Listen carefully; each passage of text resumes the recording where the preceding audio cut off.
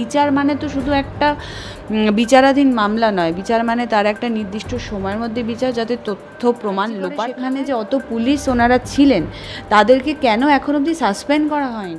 আমরা তো পুলিশের উদ্যত্ত দেখছি, সন্দীপ ঘোষের বাড়ির সামনে পুলিশ হিউম্যান চেইন করে দাঁড়িয়ে। মানুষ মুখ্যমন্ত্রী চেয়েছিলাম, মুখ্যমন্ত্রীর খুব পরিষ্কার যে এখানে স্টেট মুখ্যমন্ত্রীর নির্দেশে এবং তাদের প্ররোচনায় পুরো জিনিসটা। আজ সুপ্রিম কোর্টে আরজি কর যে মামলা, অর্থাৎ যে নির্ভয়ার হত্যাকাণ্ডের মামলার একটা শুনানি চলছিল, সেখানে ফের সিবিআইকে স্ট্যাটাস রিপোর্ট দেওয়ার কথা বললেন সুপ্রিম কোর্ট। কি বলবেন? না, এইটা তো সব আমরা এই যে আমাদের পুরো আন্দোলনটা চলছে উই জাস্টিস বলে, সেখানে তো একটা বড় কারণ হচ্ছে যে সময় মতো সেই বিচারটা চাইতে হবে। এবার সিবিআই বা এই যে স্টেট পুলিশ, তারা বিভিন্ন বিষয়ে তারা যতটা তৎপর, এই বিষয়ে এখনও অবধি সঞ্জয় ছাড়া আর কাউকে খুঁজে পায়নি। এবং যিনি ভিকটিম, তার ফোন ক্র্যাক করতে পারেননি, ওনারা কোনো সূত্র খুঁজে পাচ্ছেন না।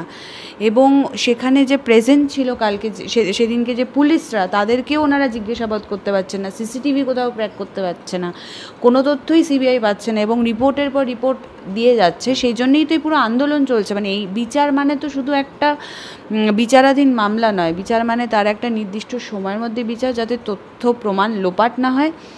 এবং যতদিন ওই জাস্টিস ডিলে হবে, ততদিন জাস্টিস ডিনাই হবে। তো আমরা আন্দোলন আরও চলবে, সবাই বলেছে যত বিচার পেছবে আন্দোলন তত এগোবে।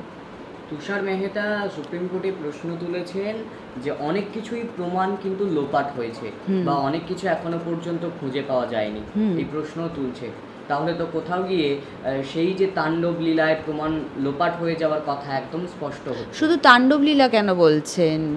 যেদিন এই দুর্ভাগ্যজনক এই সাংঘাতিক এই পাশবিক ঘটনাটা ঘটে, সেদিন ওখানে যারা প্রেজেন্ট ছিল, আজকে এই যে সন্দীপ ঘোষ, যে যাকে লাস্টে সিবিআই কিসে এই বাকি বিষয়েতে অ্যারেস্ট করলো, এটা সাধারণ মানুষ যারা একদম লেম্যান, তারাও বুঝতে পারছে যে সন্দীপ ঘোষ এই পুরো ঘটনার সাথে যুক্ত।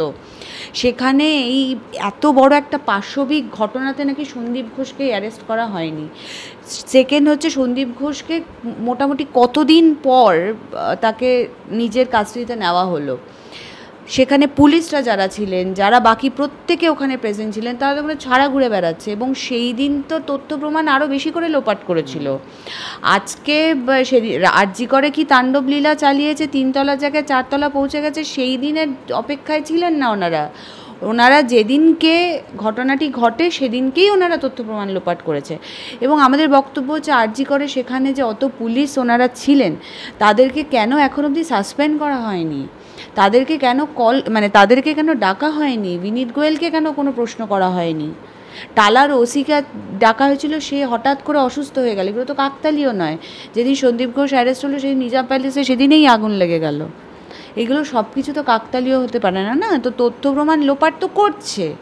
আজকে সেটা যদি না করতো, তাহলে রাত দখলে যখন পশ্চিমবঙ্গের লাখ লাখ মহিলারা রাস্তায় নেমেছেন, সেদিনকে আমাদের মুখ্যমন্ত্রী কেন নামেননি? মুখ্যমন্ত্রীর খুব পরিষ্কার যে এখানে স্টেট মুখ্যমন্ত্রীর নির্দেশে এবং তাদের প্ররোচনায় পুরো জিনিসটা ঘটছে, আর তারা চায় তথ্য প্রমাণ লোপাট হোক। এই বারবার স্ট্যাটাস রিপোর্ট চেয়ে কী হবে? আমরা তো বাকি শিক্ষা মামলাতেও দেখেছি সিবিআই কতটা এগোতে পেরেছে। এগুলো সবই একটা এই বিজেপি টিএমসির একটা জঘন্য রাজনৈতিক একটা খেলা চলছে, আর কিছু না। তার মানে আপনার কথা অনুসারে বলতে হয় যে রাজনৈতিক দলগুলি এই আরজি কর কাণ্ড নিয়ে যে ঘোলা জল তৈরি হয়েছে, তাতে কি কার্যত মাছ ধরতে নেমে পড়েছে? টিএমসি এবং বিজেপি তো বরাবর সেটাই করেছে। আজকে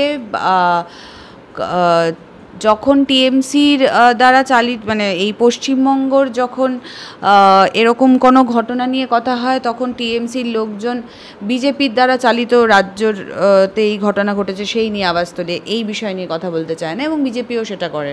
বিজেপি হাতরাস হাঁসখালি নিয়ে কথা বলতে চায় না, হাতরাস নিয়ে কথা বলতে চায় না। বিজেপি উত্তরপ্রদেশ নিয়ে কথা বলতে চায় না, বিজেপি রাজস্থান নিয়ে কথা বলতে চায় না।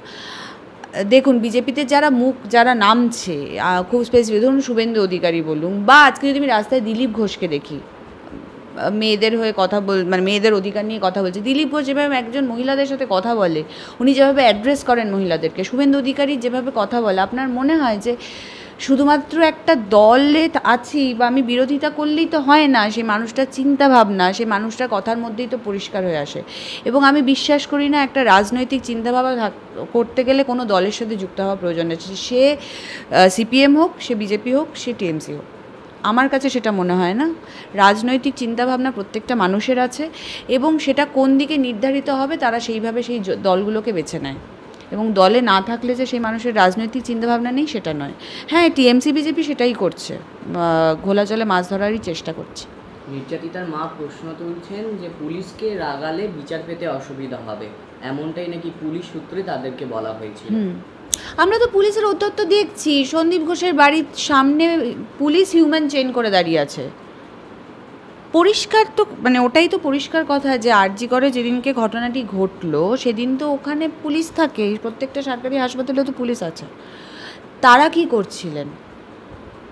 আজকে স্টেট পুলিশ কি করলো? শুধুমাত্র সঞ্জয়কে ধরে নিয়ে চলে গেল, শুধুমাত্র সঞ্জয়। বাকি এই পুরো ঘটনাটা দেখে আমাদের সবার কাছে পরিষ্কার এটা শুধুমাত্র সঞ্জয়ের দ্বারা সম্ভব নয়। আজকে এক মাস হয়ে গেছে, কোনো জাস্টিস নেই, মানে কোনো রকম কোনো জাস্টিস নেই, মেয়েদের কোনো নিরাপত্তা নেই। যারা আন্দোলন করতে যাচ্ছে তাদের উপর নির্যাতন হচ্ছে। কালকে নৈহাটিতে যেটা ঘটলো, বেলঘরিয়াতে যেটা ঘটেছে, যাদবপুরে যেটা ঘটেছে, গড়িয়াতে যেটা ঘটেছে, এগুলো তো মানুষের ধৃষ্টতা বেড়ে যাচ্ছে। কারণ তারা দেখছে যে এই যে মেশিনারিগুলো, সেই মেশিনারিগুলো এইভাবেই কাজ করে, ফাংশন করে। আজকে যখন আমরা ধরুন রাস্তায় হাঁটছি, আমরা জানি না আমাদের পাশে সেদিনকে যে যারা নির্যাতন চালিয়েছিলেন তারাও দাঁড়িয়ে আছেন কি না। তাদের তো সেই দৃষ্টতাটা বেড়ে গেলে, এবার তারপরে এরকম পাশবিক লোকজনদের দৃষ্টতা বেড়ে যাচ্ছে। কারণ দেখা যাচ্ছে আরজিকর কাণ্ডের মধ্যেই আনন্দপুরে মহিলা খুন, হরিপালে নগ্ন দেহ উদ্ধার হচ্ছে, বা বিভিন্ন জায়গায় মালদা, উত্তর 24 পরগনার মধ্যমগ্রাম। তাহলে কোথাও গিয়ে তো এই পুলিশ নারী নিরাপত্তায় ব্যর্থই হচ্ছে। পুলিশের কথা শুধু বলবো না, পুলিশ হচ্ছে সিম্পল এই টিএমসির কর্মচারী। আমাদের স্টেট পুলিশ এখন পুলিশের রোল প্লে করে না, এরা টিএমসির কর্মচারী হিসাবে কাজ করে। পাবলিক সার্ভেন্ট থেকে অবশ্যই না, অবশ্যই টিএমসি সার্ভেন্ট, কারণ আমাদের মুখ্যমন্ত্রীও নিজেকে পাবলিক সার্ভেন্ট মনে করেন না।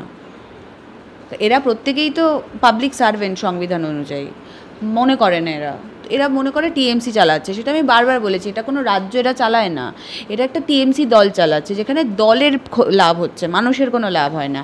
এবং যদি দেখা যায় যে আজকে মুখ্যমন্ত্রী যে কন্যাশ্রী বা যা প্রকল্প উনি করেছেন, বিধবা ভাতা বা যা কিছু, বা লক্ষ্মীর ভাণ্ডার, সেগুলোর উদ্দেশ্য তো এটাই যে আমি মেয়েদেরকে এমন একটা পরিস্থিতিতে নিয়ে যাব, তাদেরকে এই ধরনের পাশবিক ঘটনা ঘটিয়ে আজকে মেয়েদেরকে আমি বাড়িতে তাদেরকে আটকে রেখে দেব। তারা শিক্ষা নিতে ভয় পাবে, কারণ শিক্ষা নেওয়ার পরে তারা চাকরি করতে ভয় পাবে, এবং তারপর তাদের টাকাই ভিক্ষা দিয়ে বলবো, দেখো আমি তোমার জন্য কত কাজ করছি, আমি বাংলার মেয়ে। আমরা বাংলার মেয়ে চাই না, একটা মানুষ হোক না, মুখ্যমন্ত্রী একটা মানুষ হোক, তাহলেই তো হবে। উনি তো মানুষের মতোই ব্যবহার করছেন না, বাংলার মেয়ে ছেলের কথাই আসছে না এখানে। আমরা তো একটা মানুষ মুখ্যমন্ত্রী চেয়েছিলাম। যে আপনি বললেন বাংলার মেয়ে, তো সেক্ষেত্রে মুখ্যমন্ত্রীর কণ্ঠেই শোনা গিয়েছিল যে বাংলার মেয়েকে ভোট দিন।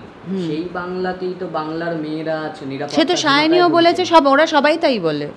আপনি বলুন না, আজকে সায়নী তো যাদবপুরে এসে বলেছিল যে মা একবার এই মেয়েকে জিতিয়ে দেখলো তো জিতিয়ে। সায়নী কবার যাদবপুরে দাঁড়িয়েছে?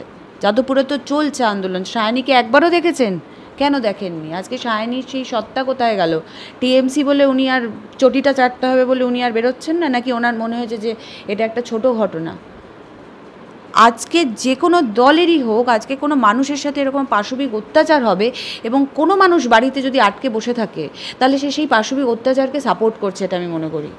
প্রত্যেকে যে যার নিজের ক্ষমতার মধ্যে বাড়ি থেকে বেরোনোর চেষ্টা করছে। প্রত্যেকেই যে আন্দোলন চলছে, এটা একটা ঐতিহাসিক আন্দোলন, এবং ছোট বাচ্চা থেকে বৃদ্ধরা, যারা প্রতিবন্ধী, তারা প্রত্যেকে রাস্তায় নেমেছে, তাদের নিজেদের কাজ ছেড়ে রাস্তায় নেমেছে। তারা হয়তো কেউ যার নুন আনতে পান্তা ফুরার মতো অবস্থা, তারা তাদের ব্যবসা, তাদের আয় ছেড়ে রাস্তায় কিন্তু ধর্ণা দিচ্ছে, কারণ তারা সেই ক্রাইসিসটা বুঝতে পারছে এবং সেটা বিভিন্নভাবে তারা সেটাকে এক্সপ্রেস করছে। আজকে সায়নী ঘোষের সেই মনে হচ্ছে না যেটা একটা ক্রাইসিস? আজকে মুখ্যমন্ত্রীর মনে হচ্ছে না? আজকে সায়ন্তিকার মনে হচ্ছে না? রচনা ব্যানার্জির মনে হচ্ছে না?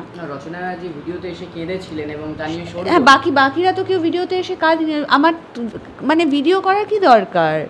আমি মেকআপ করে মানে একটা মেকআপ করে ভিডিও করে আমার ফোনে ভিডিও করার দরকারটা কি? তুমি নামো না, ওনার মতো তো আরও অনেক শিল্পীরা নেমেছেন, তারা তো এগুলো করেননি। সেদিক থেকে নচিকেতা চক্রবর্তী বলছেন আমাকে কি নেমে প্রমাণ করতে হবে আমি এই বিরোধিতা করছি?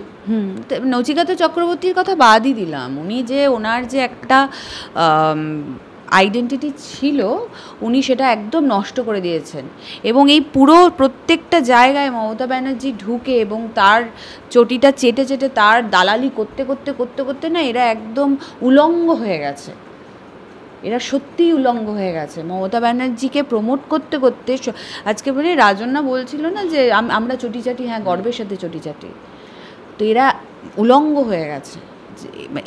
এদের সত্যিই লাজ লজ্জা বলে কিছু নেই। আজকে মুখ্যমন্ত্রী নিজের পাড়াতেই না হয় নামতো একজন, মানে একটা মামলা হলে কি হয় যখন এই ধরনের কোনো ক্রাইম হয় সেই মামলাটা হয় স্টেট ভার্সেস অ্যাকিউজড, মানে স্টেট অটোমেটিক্যালি এই ডিফ্যাক্টো কমপ্লেনেন্ট যে কমপ্লেনেন্ট তার হয়ে দাঁড়ায়, তাকে ডিফেন্ড করে। সেই স্টেটের রোলটা কোথায়, কি করছে স্টেট তো ইনডাইরেক্টলি অ্যাকিউজডকে হেল্প করছে এভিডেন্স লোপাট করতে, কারণ জানে যে কোর্টে এভিডেন্স লাগবে, এভিডেন্স আমি যদি লোপাট করে ফেলি আর কি। এবং তার সাথে কোর্টে যে দিনের পর দিন দীর্ঘদিনের একটা চলে, মানে আমি নিজেই পেশায় থেকেও আমরা জানি যে একটা মামলা যখন ফাইল করা হয় তার নিষ্পত্তি কবে হবে কেউ জানে না। তো সেখান থেকে দাঁড়িয়ে কোনো বিল বা আইন থাকলে তো হয় না, যে স্টেক হোল্ডার আছে, যে মেশিনারি আছে, তাদেরকে তো প্রপারলি কাজ করতে হবে। তারা যদি এখন টিএমসির দালালের মতো কাজ করে বা টিএমসির কর্মচারী হিসেবে কাজ করে তাহলে এত আইন বানিয়ে কোনো লাভ হবে না। কিন্তু এই যে মমতা বন্দ্যোপাধ্যায় এখানে অপরাজিতা বিল পাশ করালেন, সেই দিক থেকে কি বলবেন? ওটাই তো বললাম, অপরাজিতা বিল পাশ করিয়ে লাভটা কি হবে? যদি পুলিশ কিছু না করে, প্রথম কথা হচ্ছে যে যা আমাদের আইন আছে সেখানে যে এটা একটা ক্রাইম সেটা তো আমরা সবাই জানি, সেখানে পুলিশের কি রোল আছে সেটা আমরা সবাই জানি, ঠিক আছে? ধর্ষণ একটা ক্রাইম, খুন করা একটা ক্রাইম, একসাথে করাটা একটা ক্রাইম, ক্রিমিনাল কনস্পিরেসি আছে, পুলিশের কি রোল আছে আমরা সবাই জানি, মুখ্যমন্ত্রীর কী রোল আমরা সবাই জানি। আজকে আইন তো রয়েছে, আইন তো নেই সেটা না, কিন্তু যারা সেই আইনটাকে প্রোটেক্ট করবে বা যারা সেই আইনটাকে এক্সিকিউট করবে তারা যদি করাপ্টেড হয় তাহলে আপনি হাজারটা বিলেনে কি হবে? আর আজকে ওনার মনে হলো এটা আনার প্রয়োজন আছে, এইদিকে অপরাজিতা বিল আনছে, এইদিকে বলছে মেয়েরা খালি 12 ঘন্টা ডিউটি করো। এগুলো তো সেলফ কন্ট্রাডিক্টরি কথাবার্তা, মানে এগুলো একটা কথার সাথে আরেকটা কথার কোনো মিল নেই। উনি কি চাইছেন, উনি সত্যি মানুষের পর্যায়ে পড়েন কিনা আমি জানি না। উনি বলছেন ওনার বিভিন্ন মন্তব্যকে নিয়ে ভুল ব্যাখ্যা করা হচ্ছে না। কেউ বিশ্বাস করুন, কেউ ওনার মন্তব্য ব্যাখ্যা করার মতো কারোর কাছে এখন সময় নেই। সবাই এটাই বলছে যে আপনি একটু মানুষের মতো কথা বলুন। এর আগেও আমি বলেছিলাম ওনার কথা ব্যাখ্যা করার মতো রুচি হয়তো এখন আর কারণ নেই, কিন্তু উনি যখন বলছেন যে মেয়েরা তোমরা 12 ঘন্টা ডিউটি করো, বাকি পুরুষরা কাজ করুক বা অন্য কেউ দেখে নিক, মানে এটা তো একটা এত আস্পর্ধা হয় কোথা থেকে? মানে আপনি এই পুরো সমাজটাকে কোথায় পৌঁছে নিয়ে যেতে চাইছেন? এক তো আপনি চাইছেন শিক্ষা বন্ধ হয়ে যাক, স্বাস্থ্য বন্ধ হয়ে যাক, কর্মক্ষেত্র চলে যাক, হয়ে যাওয়ার পরে আপনি বলছেন যে যারাও বা কাজে বেরোচ্ছ তারা আবার 12 ঘন্টার বাইরে বেশি কাজ করো না, এবং কাজ করলে তার মানে উনি বলতে চাইছেন 12 ঘন্টার বেশি কাজ করলে তার মানে এই ঘটনা ঘটতে পারে। উনি ইনডাইরেক্টলি এটাই বলতে চাইছেন।